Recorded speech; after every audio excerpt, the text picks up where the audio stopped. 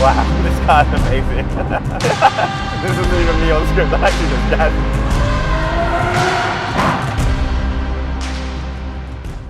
Miura, Countach, Diablo, Murcielago and Aventador. These names are synonymous with what it is to be a supercar. Lamborghini powerhouses, big V12 brutish cars that bomb down the roads making screaming sounds, but not great to drive. They've always had a set of challenges that makes them a bit compromised, a bit flawed. And especially with tightening emissions and tightening regulations, things are changing up for Lamborghini. And speaking of challenges, the Revuelto has its fair share of what I like to call daddy issues. It's the successor to the famous Aventador, a car that launched in 2012 and ceased production in 2022. And despite all of the Aventador's praises, it was far from perfect. The genesis of the Aventador line was the LP700-4. It featured a 6.5-litre V12 engine delivering 700 horsepower and the innovative ISR gearbox. We'll get back to that in a second. The grandfather of the Aventador set unbelievable standards as to what it is to be a supercar. Next came the Aventador SV, a lighter, faster, more agile version of the Aventador. It boasted a new aerodynamic concept that displayed Lamborghini's dedication to the pursuit of performance without compromise. This was then followed by the Aventador S, which enhanced the original's capabilities with advanced technologies such as four-wheel steering. Then came the Aventador SVJ. It took the platform to its limits, with a focus on aerodynamic superiority, a lightweight design, and a record-breaking Nürburgring lap time. However, the Aventador was not without its faults. Despite several updates throughout this time, the ISR gearbox remained. What was once innovative and technically advanced, it became the Aventador's Achilles heel. The ISR robotized manual gearbox made it a bit unpredictable to drive. Sometimes shifts would arrive late, and other times it will be like a sledgehammer hitting you in the back of your seat and launching you to the moon. Yet, despite its quirks, you can't help but love it. The howling V12 soundtrack behind you provides a symphony like no other, and the inboard F1 suspension make driving it an exhilarating experience. Some might say it's unmatched by anything other than intercourse.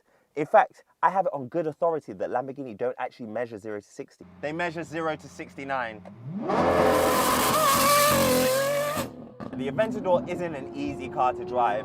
On these country roads, you can see by how much we're shaking how firm the ride is. Also, you have restricted visibility, and the car weighing 1,580 kilograms dry makes it a challenge to navigate on British country roads. But when you do get on it in the Aventador, it is an experience.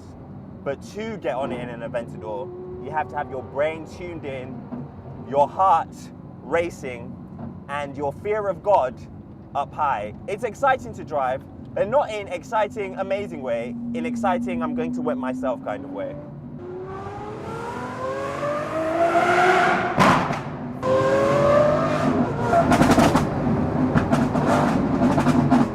Enter the Revuelto, a 6.5 naturally aspirated V12 that revolutionizes what Lamborghini does and what Lamborghini will stand for going forward.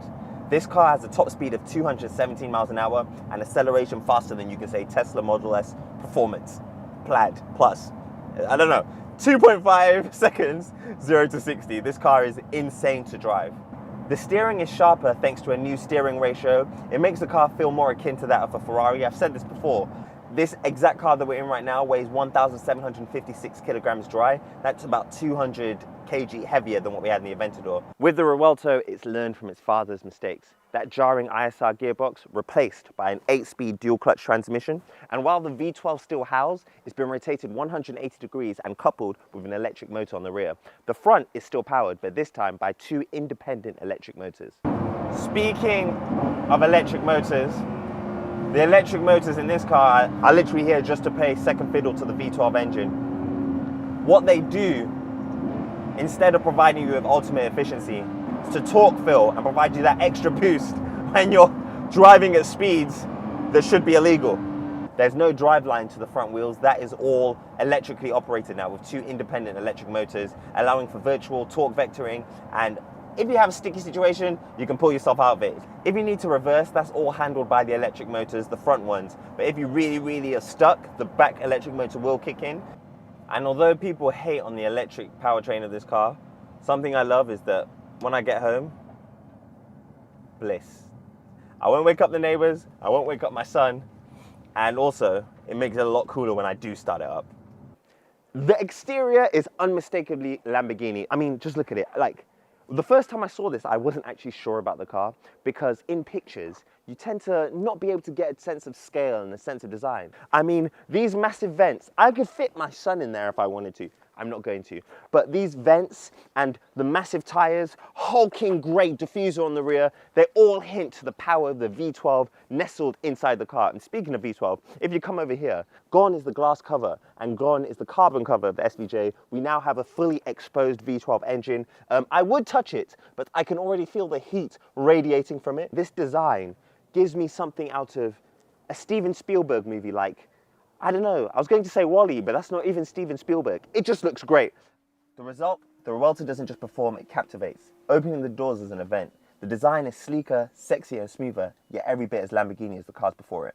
Tech-wise, Lamborghini has made massive leaps and bounds to improve the infotainment. The infotainment now is akin to something like an iPhone with drag and drop widgets that you can slide to the screen next to you or the screen in front of you. I don't know why, it just looks cool. Also, the design of the interior has been completely revamped for the Revuelto. We now have this sleek design that offers more space and more headroom for the driver. And you also have this futuristic ventilation system that looks like something out of a spaceship. Honestly, compared to the Aventador, this is perfection. It provides you with a ride quality that reminds you of a luxury vehicle whilst maintaining its sportiness. If you flick the car into Corsa mode, the car dials down or dials up, stiffening the suspension, making the steering a bit heavier, and making the experience a bit more emotional. Overtakes can be done at the blink of an eye. Wow, this car's amazing. I've driven the Aventador platform over thousands of miles. 11,000 example. This is my Aventador SVJ. I've had it for around 3 years now, and I've loved every single mile that I've put on the car. It's a car that is unrivaled in its passion and its beauty and its emotion. It's a poster car, something that kids see and feel excited about, something that grown men see and feel excited about. It's amazing. But now Lamborghini has mixed impractical beauty with practical usability, providing the perfect platform that you can daily drive or take to the track days on the weekend. It really is a new age in the era of Lamborghini automobiles. Comparing this car to the Aventador, let me go off script for a second. Let me actually just speak to you like you're just regular people, which you are. This car is leaps and bounds better than any Lamborghini that's ever come before it.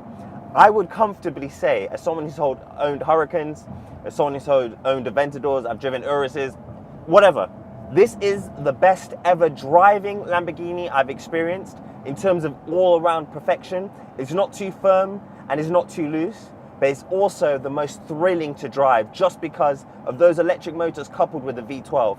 I mean, it sounds incredible. Even with the massive back box that this car has on the rear, it still provides a soundtrack that is just so reminiscent of what we're gonna miss, what's gonna change, and what's gonna be victim to legislation and to governments and to politics.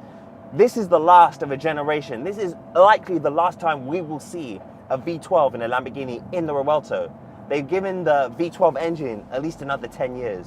At least another 10 years of loud acceleration, high-pitched screaming, bangs on shifts, emotion, drive, and passion. This is something that's uncomparable to anything else. And I just have to commend them for it, because without experiences like this, what are kids gonna have to hang on their wall? Is it gonna be Teslas? Is it gonna be electric cars? Is it gonna be Porsche Taycans? This will change what kids will say is their dream car or something that they wish they could have when they're older. The Revuelto, for me, should have been named the Lamborghini Perfetto. So what do I think of the Revuelto? Well, if you're lucky enough to buy one, I'll say you definitely need to get yourself in the line. Unfortunately, they're sold out till 2026, and that should let you know how good and how uncompromised this car is. It has a difficult lineage. The Diablo, the Murcielago, the Aventador, all cars that came with their own individual issues. This seems to have solved all of them, and I can't wait to see what it's like going forwards with the S, SV, and SVJ model. But for now, the Revuelto is the best V12 Lamborghini of all time and the best supercar you can buy today.